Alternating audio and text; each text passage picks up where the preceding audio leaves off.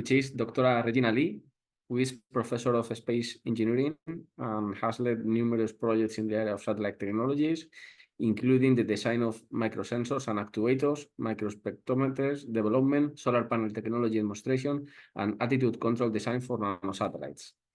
Her research focuses on the application of microsystems technologies in satellite design, in close partnership with a number of industry and governmental research partners, including DRDC, Honeywell, Magellan, and MSCI. The presentation title is Nanosatellite Technologies for Space Situational Awareness. So, Dr. Lee, the floor is yours.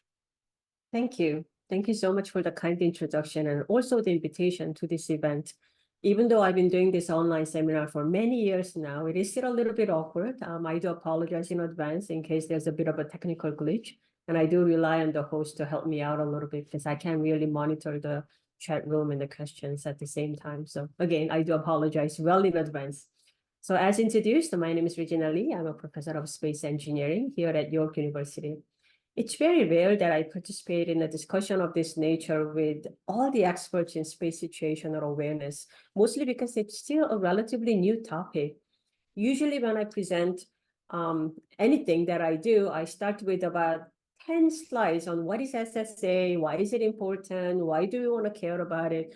But today, being the last speaker, I feel like all the thunder has been stolen. So there's very little that I can really talk about. So I ended up removing a few slides at the beginning. So instead, let me just spend a little bit of time about who I am, where I come from, and why I'm passionate about this topic, even though this is not where I started my career.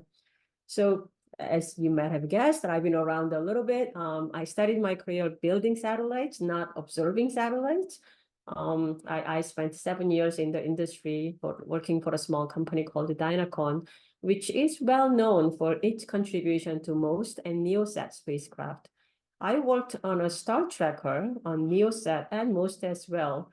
And at that time, every time we saw a glitch go by, and that's literally what we called it, basically a noise, we were really busy removing those data. It was literally a noise in a star tracker image. Make the long story short, today, my research is to look at those noise and glitches and identifying them, because we now realize in today that those are the RSOs that we are mostly interested in. My main research in the last nearly 20 years here at York University has been building payloads for anything that flies. And today I was hoping to be joined by my PhD student to talk about our latest effort on Stratos Balloon campaign, but unfortunately she's having technical issues. So I'm hoping that she'll have other chances to meet everyone in the room and talk about our research on Stratos Balloon as well. So I do have a few images that I'm hoping to show with you. So in our lab, we actually build the payloads, and in the last 7 to 8 years, it's been really about space situational awareness. And as everyone already talked about in the last few hours, it has become a really, really interesting topic, and there's lots and lots of interest around the world, both in academia and industry. So we do work in collaboration with lots of different partners. And here I've actually shown 3 CubeSat missions that we've worked on as an industry university partners. Now, I hate to admit that some of these satellites haven't really completely met all its mission objectives. So ultimately, they've to some extent become space debris. So we've actually gone from building debris to observing debris. And our ultimate goal is to be able to observe objects as small as CubeSats, basically 10 by 10 by 20 or 30 centimeters, using existing technologies that does not require designated sensors, telescopes, or missions. So with that in mind, I wanted to introduce basically the topic of SSA, but you've already seen some of these images so many times that I'm just gonna quickly go through it. Why SSA? Because it is an important topic. We actually describe it as both space security and space sustainability. And I think it's basically the two sides of the same coin. Again, we've heard the term 3 C's of the space: congested, competitive, and contested. But more importantly, it's to basically maintain the security and the sustainability of our operating space. So in the last 10, maybe 15 minutes or so, I just wanted to share a few images that we've collected over the last few years. A lot of it is from the Stratos Balloon. And we are proposing this as a new platform to conduct SSA research, only because it's gotten really expensive and rather difficult to do research of this nature, both from ground or space. Whereas Stratos has provided us with a unique opportunity to observe space objects with relatively low cost with an existing technology like Star Tracker. As I mentioned earlier on, my research studied in the way of using Star Tracker for attitude determination. So that's where I actually specialized in, and I built my career based upon. But only about 7-8 years ago, we realized that star trackers can do a lot more than just observing stars for attitude determination. In fact, it is in many cases capable of observing RSOs, detecting them almost near in real time. And that's where we've made a lot of progress. And that's the main topic that I want to talk to you a little bit about. So this is one of my favorite images that I show at almost every meeting. This was back in 2022. One of our PhD students was basically camping in our backyard and just pointed his cell phone up in the sky and was able to capture an RSO flyby. And this is with just an everyday cell phone. And if we can observe RSOs with a cell phone, we can do so much more from space rather than doing this from ground where we have lots of interference with atmosphere and whatnot. So that was some of the motivations of taking on this research as a group. This is another image from FAI imager on board Cassiope satellite. Cassiope satellite wasn't really meant to be an SSA spacecraft. It really is a scientific mission where we are observing lots and lots of atmospheric phenomena on Earth. But as you will see in the image here, we can actually observe spacecraft flying through it. It's a very low resolution imager. In fact, it's even lower resolution than a standard star tracker we use for attitude determination. And yet, I'm not sure if you are able to see it, but you can observe radars that fly by the field of view. So if we can do this with an FAI, we can obviously do a lot more with the star trackers, which are readily available on any spacecraft, including CubeSats these days. And that was, again, a motivation. To this day, we heavily rely on FAI images to develop algorithms for detection, tracking, identification, orbit determination. And again, the belief is that if we can develop some of these algorithms with such a challenging environment like FAI, we can obviously do a lot more with the star trackers on orbit. Now, another beauty of relying on star trackers is that they are, one, commercially available, two, relatively cheaper than any designated telescopes and sensors, and three, because there are so many of them in the low Earth orbit, we can basically create a network of SSA missions that can provide the space traffic management system. So that's our long-term goal as a research group that's developing these algorithms and proposing the concept to the industry and agencies around the world. So a lot of the work that you will see throughout the presentation is really using FAI images as well as the Star Tracker-like sensors that we've flown on our own. But initially, when we first started looking at this back in 2021, 2020, the work started as a creation of the simulator, because Star Tracker images are not that readily available. One thing we notice is that a lot of commercial star trackers and spacecraft only downlink raster images rather than a full image where we can detect RSOs.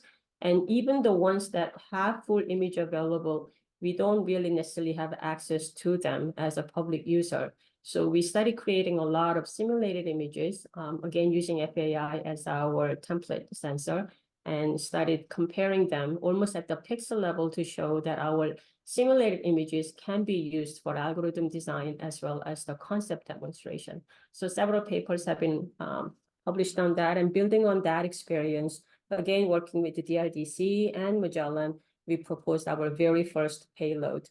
The first payload we flew on a Stratos Balloon was a 2-unit CubeSat form factor, so 10 by 10 by 20, with only one camera. We had to angle it upward a little bit to make sure that we had a full view of the sky. And it was a very successful mission, even though we were able to fly only for about a few hours during the dawn dusk period. But more importantly, it was the first time we were able to demonstrate that at a CubeSat scale with a commercial star tracker or commercial camera, we can capture RSOs in a constrained environment. So building on that experience, we did it once again in 2023. This time we actually flew 2 cameras and we were able to capture a lot more images. One of the challenges that we've noticed is that the flight time is not well known, and we weren't able to predict which part of the sky they will be observing. So we actually had to design a lot of algorithms with an unknown orbit in mind. We knew that we were going to go up about 40 kilometers in the altitude, but the pointing direction was not known at the time. So we basically designed this such that we can observe any RSOs in any given condition, which tends to be also the situation or mission scenario that a lot of CubeSat developers would be realizing, because quite often the final orbit of CubeSats are not well known in advance. So a lot of the algorithms, especially if it's a real-time operation, will have to be designed with that uncertainty in mind. So we ended up flying 2 main cameras. One was basically the repeat performance of the previous year, where the camera itself was very similar to the commercial star tracker. Second camera was a lot cheaper and even a lower cost imager, but the main purpose of that was to demonstrate that we can do both attitude determination and RSO detection in real time simultaneously. And for that, we basically called it a dual purpose system. And that's going forward, the ideal mission scenario that we'd like to propose to a lot of CubeSat developers. We are constantly talking to other CubeSat designers, proposing this idea as their secondary mission objective to demonstrate that something as small as a CubeSat in a low Earth orbit can have a secondary mission where they can support or complement the space situational awareness initiatives around the world. We do have other 2 smaller cameras mounted at the bottom, but this was more for the training purpose, working with the capstone teams at York University to show that a very small space can be occupied with the student activities. In fact, most of the activities that we've taken on for this particular mission was to train students. And we actually had over 20 students working on the mission, and many of them ended up working in various sectors in space industry today. So that's one thing that we are rather proud of. So here's the, I guess, snapshot of our Stratos Balloon payload on a gondola. For those of you who may not have seen actually any videos of Stratos Balloon campaign, the size of the gondola we are showing here is about the size of a minivan. So obviously our little CubeSat is a tiny little payload in a rather big gondola system where 7 to 9 different payloads were co-hosted. And the balloon itself extends much bigger. I think I actually have I can't find the video of that. But it actually goes up to about 40 kilometers in altitude and flies for about 9 to 12 hours. So you can imagine the scale of it. The campaign is held in Timmins, Ontario, which is about 6 to 7 hours drive from where we are here in Toronto. And we are based in Timmins for about 3 to 4 weeks to support the campaign. The original campaign this year, but we are doing it again next year and looking forward to doing it again with maybe even more cameras. One of the challenges that we've noticed is that because we are relying on the dawn-dusk period for RSO imaging to make sure the phase angle is properly calculated and whatnot, we are looking for ways to observe RSOs even with a little bit of daylight. So we bravely called it daytime star tracker, but we realize that that's a big ambition. We'll be happy if we can actually see RSOs even with a little bit of a daylight in the background or a corner of the imager, rather than having to rely on a completely dark sky. So that's the primary objective of next year's mission. But for the time being, we are very busy processing lots and lots of images we've collected in the last 2 years. So here's the flight profile from one of the campaigns that we did. As you can see, it launches very late in the evening, like at midnight, and then it floats for about 9 hours. But unfortunately, we won't be able to observe the RSOs either in the pure darkness because of the phase angle issues and whatnot. And after the sunrise, obviously, the image gets completely saturated and we won't be able to see. So most of the images that we are processing is during the dawn period or dusk period. I basically spent all night just staring at the little tiny monitor, hoping that it's taking pictures and monitoring, keeping an eye on the health of our payload. But that alone has given us some great training opportunities. And again, one thing we've noticed in the last few years is how fast this industry has grown. Recently, we've noticed a job posting from US that advertises for debris engineer or space debris engineer, which was unheard. Like, it's something that we never even imagined, but that goes to show how fast this sector is growing. And there are lots and lots of small and medium-sized companies in Canada and around the world who are specializing in SSA. So for that reason alone, I think creating more training opportunities through missions like this has played a really key role in establishing our own research portfolio. So a lot of the time of our research is basically spent on image processing. So it's about a month of campaign, lots of effort in building the payloads, but majority of the work is basically to collect these images and processing them. And as I mentioned earlier on, our effort has been on processing FAI images. Now, on the right upper corner, you see that we are identifying some of these images using both AI and non-AI methods. What you can also observe is the fact that whole image is rotating, and that's because Cassiope is basically on its last leg. It's an aging satellite. Several hardwares have failed in the last few years. It is, to some extent, in a spin-stabilized mode, so it's not really pointing at any particular part of the sky with reliable precision. It's just constantly rotating about an axis, which is not even the bore side of our main imager. So it has introduced quite a bit of a challenge in identifying RSOs in the image of this nature. So to make it a little simpler, imagine dots, and basically that's all you are seeing here, a few pixels in the image, that's moving in the continuous direction are the stars. Any dots that's moving not in the same direction, it can be identified as RSOs. So our main goal is to find those dots that's moving in a non-uniform fashion, then correlating them to the object that were expected at that time using that particular imager. So that's where we are spending a lot of time, and the research has been focused on. We don't just use FAI images, we actually use NeoSat images too, but it is a bit more challenging because sometimes these dots appear to be streaks depending on the exposure time. And then we also use our own imagers. So we are currently working on AI algorithm that would actually work with all these different types of RSO images. And my AI expert colleagues tell me that it's domain transfer, and there are lots of other techniques that go behind it, but that's where most of the efforts will be required going forward.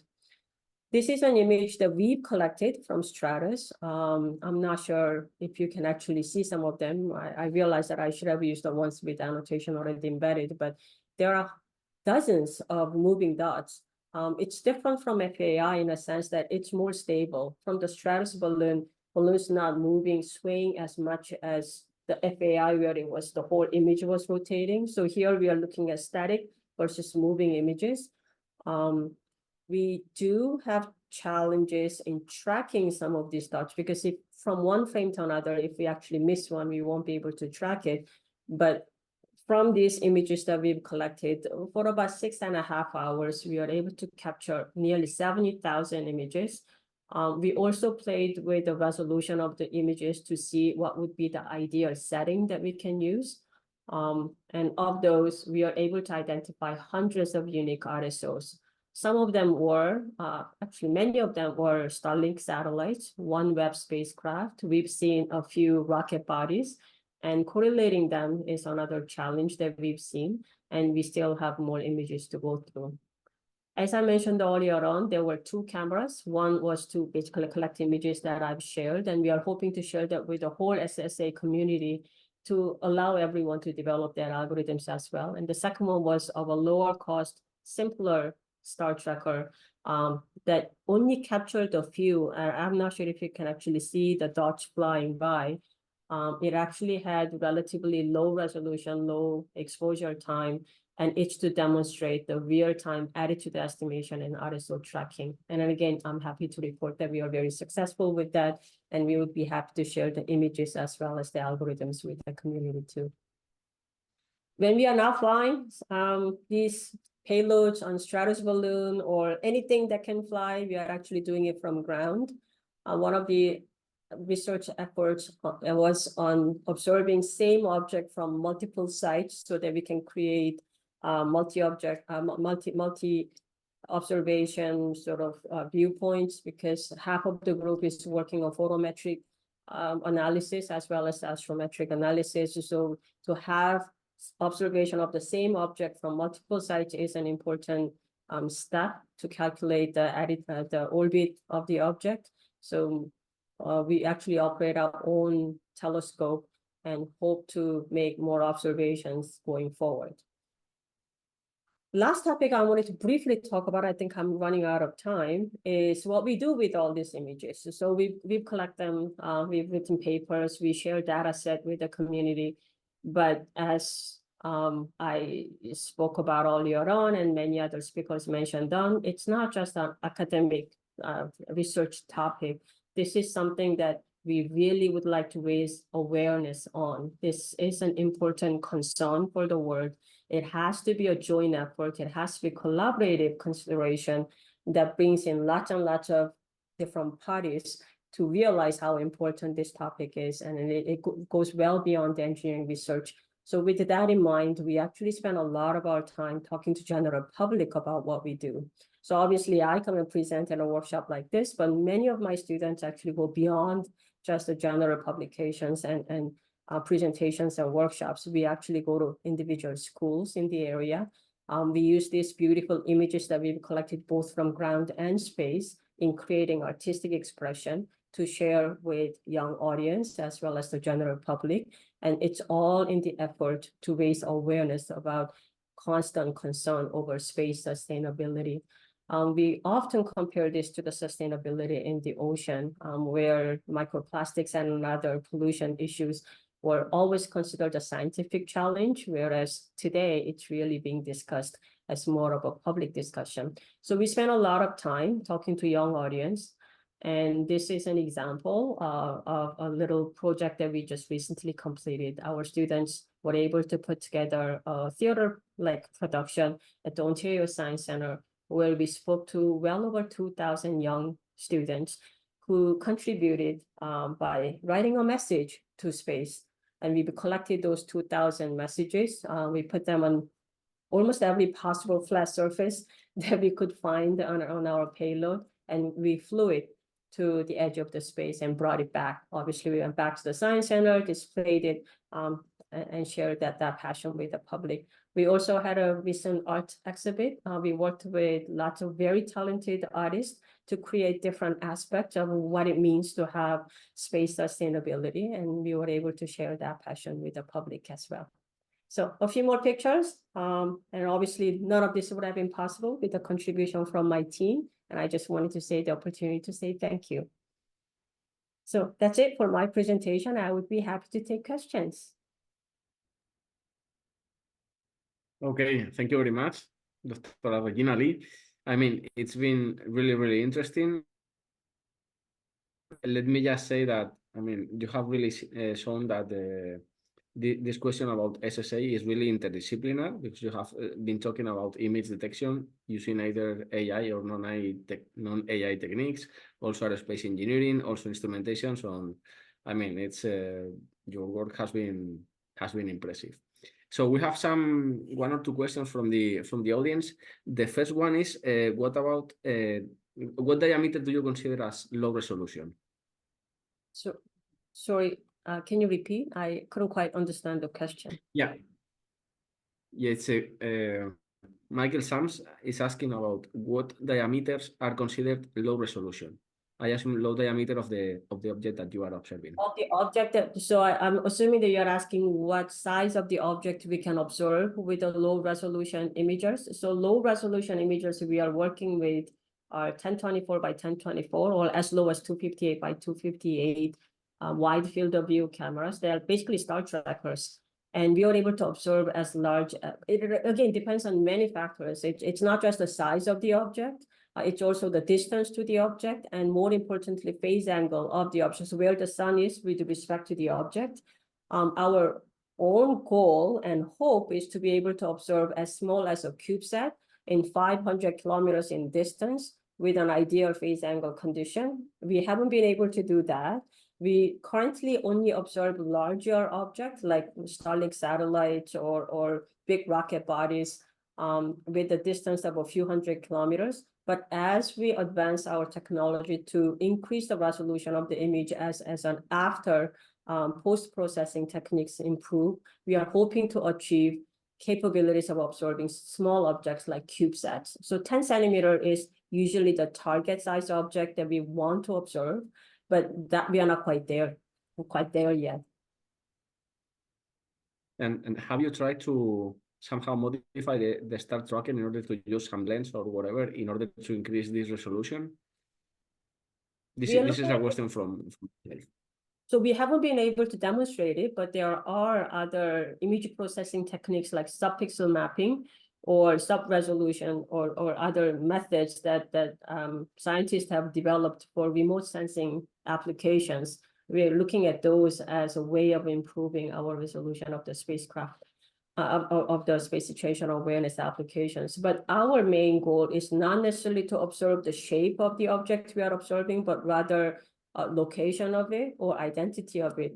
We are looking at photometric analysis method rather than astrometric. So the change in brightness of the object to understand the material of the spacecraft or of the orientation of the spacecraft. But those are different techniques that we are all investigating.